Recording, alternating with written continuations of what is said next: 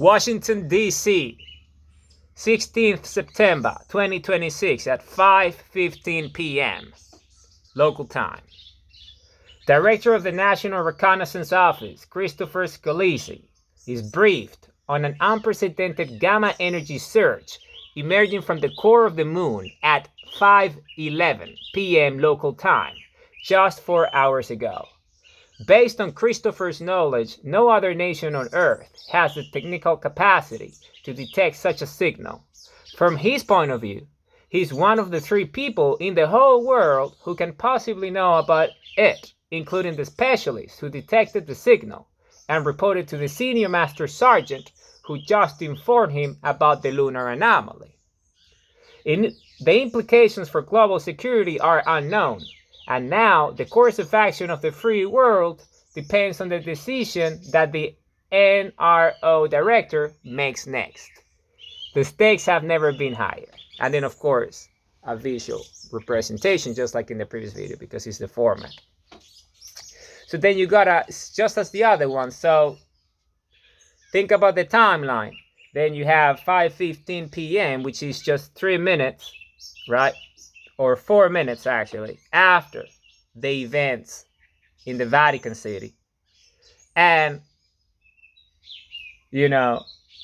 6 minutes after the events that occurred on Waiheke Island.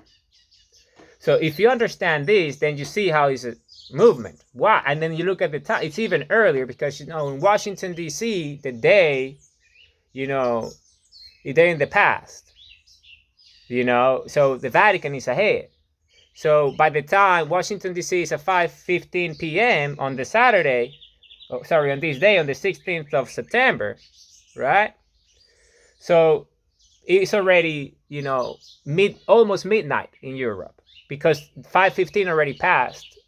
You see, because that's just the way it works with this system that we have, this what they call the universal time zone or whatever, that the system that we use for timekeeping. So because of it, you see that's the time. So obviously it's important to use these. It's all fiction, obviously, it's all fiction. So if you understand this, is it needs to be, you need to have a backstory, right? You need to have strong characters. You need to have, something that is based on, objective reality, even though it's a sci-fi story, because the science gotta be real. The science of the book has to be real, right? To make it look, oh wow, this is a book that's, whoever wrote it understands physics and mathematics and engineering and design and architecture and planning at all levels of creation. So what that means is that, you gotta be realistic. And when you are realistic, what is the meaning of that? Well, the only meaning of that is simply that it has to be the capacities and the capabilities. So, because we're talking about an object outside our orbit, outside Earth orbit, and that is the moon, this artificial satellite.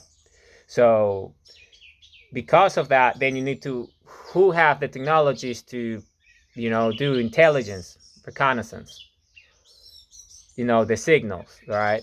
Texting, right? So if you understand that, then there's only one that can do that, and it is that institution. So it's the world leader. So you gotta make it realistic. So obviously it's the free world we're talking about here in this narrative. So the storyline needs to be compelling for the reader. And I hope, so when you write your own books, you understand that you need to be objective as you move across the narratives of your books. And this is the manuscript. Okay, so that's just the 3rd page. You see how exciting this all is? Okay.